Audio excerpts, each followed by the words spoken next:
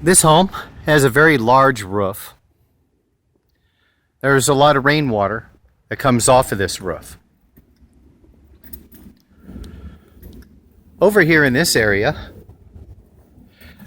we can see that from this gate, it slopes downward towards the house. From where my finger is all the way around, it slopes towards the home. There's at least 8 to 10 inches of water that can hold in this whole area. That's way too much water being held coming off of this roof. That's a tremendous amount of water. Because there is this much water, this foundation is slowly sinking, causing interior fractures on the walls of the home, vertical and horizontal. Going around the corner,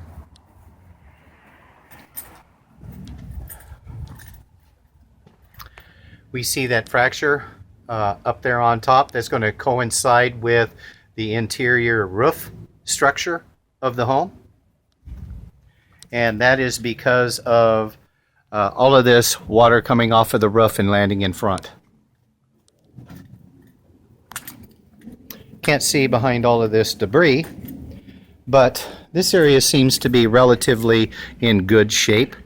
There is an issue here with landscaping. There should be a little bit more dirt over here in this area sloped away from the home. This tree is getting older, it's getting larger. It's starting to get into the roof line on the side of the home. The roots could be causing some issues. My recommendation is to cut this tree down, stump removal 4 to 6 inches below the dirt. This area here also shows any water coming off the roof, landing on top of the patio or landing on top of this deck is coming back this way and causing some interior fractures to crack the concrete on the interior. This pool right here, this side is higher than this side. This is a lot of concrete. It's heavier. This side is sinking slightly. And you could get a crack from here across there, clear through the pool.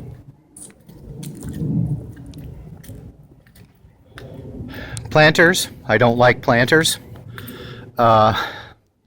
This rain gutter here, there's also dry rot, but the rain gutter is not catching the water. It's basically dumping it right into this planter. And if we go up here, you can see that there's still moisture right there. And we do have a fracture there in the middle of the window, which is telling me that this side has too much moisture going on, which it does. We have negative flow towards the house. We've got dirt, sanding, light debris floating on top of the water that has been left behind. If we do some landscaping, remove this high hump here, get the water to drain out of here, and also rain gutter to the top, can come around the corner, down this side right here, and it can run right over here just past this tree, so it goes on out. The amount of moisture that is settling the sides of this home is causing the interior crack fractures on the 4-inch slab and also the horizontal vertical fractures in the drywall. We're going to go right on into the house. The patio is locked, so we'll go around here.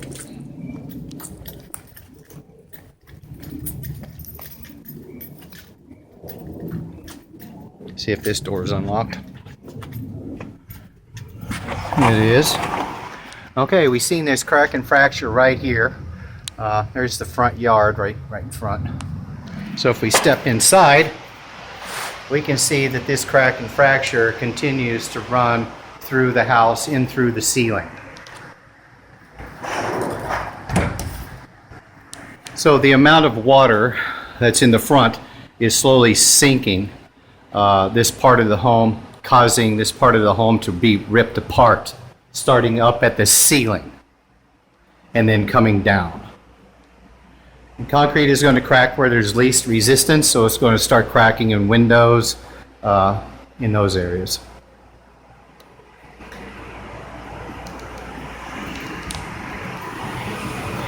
This crack here is a construction joint. If you feel this, this side is higher than this side. This means that this slab is tilted up.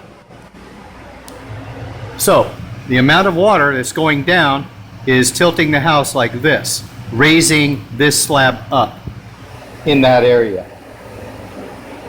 This is also a keyway. It is supposed to crack there. It is a construction joint, but it is not supposed to be higher on one side than the other.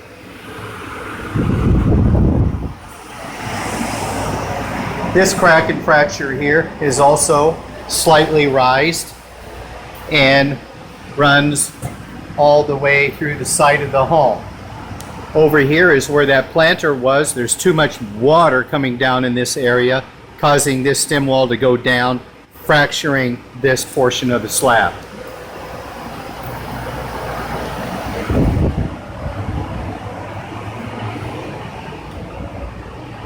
Here is another fracture.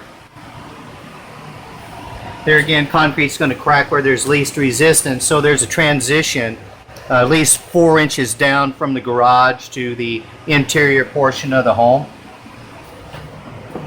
So it's almost a natural crack, but this could also have a keyway in it because it is more straight than it is jagged.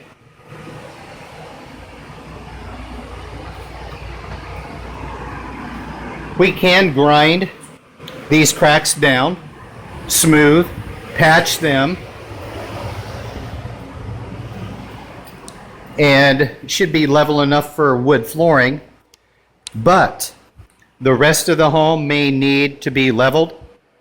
If any floor is not laser leveled with a laser or a vibrating screed, then it will probably have to be ground and leveled for wood flooring. Wood flooring has a tolerance of only 1/8 of an inch and 10 feet. In this home, I would recommend tile over any laminate flooring, just because of the fact of the moisture issues on the exterior sides of the home. You can add more thin set or less thin set as you need, where the home is more likely to be unlevel. We're in a garage area. This area over here is where the neighbor's front yard is. I'm not seeing any vertical cracks or fractures. I'm not going to go over to the neighbors and get in their yard and cause trouble. Anyway, this looks pretty good. I don't see any big issues here.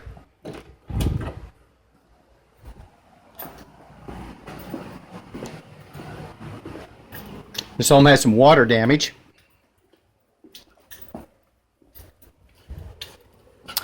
The garage floor has a minute crack right here. It's probably been here for quite some time. Looks like an old crack, fracture, and it goes right along there. So pretty much it goes around right here on this corner. Well, what's going on is the amount of water that's over here is affecting this column, causing the column to go down slightly and causing this to go boom, pop up right there. This should be filled with dirt. We take the decorative rocks out, fill it up with dirt, slope it away from the foundation, put the decorative rock back. Same with this area here. We need to build this up with soil, good quality compacting dirt, compact it up at least maybe 8 to 10 inches, as high as we can get it, at least up to where this tile is on the entryway. That's at least 6 inches right there, and it can get a little bit deeper. But anything to move this water out through this channel and out towards the street. Again, this is the biggest culprit, is water coming off the roof and holding in these areas, causing these interior crack fractures on the slabs and vertical walls and ceilings. It can rip this roof right in half if neglected. I hope this has helped you with making a decision on what to do with your home. Again, I would not recommend wood flooring. I would recommend tile because you can adjust the thin set according to the flatness of the floor. For more information, go to concreterepairman.com or call us at 602-418-2970. Thank you. Have a great day.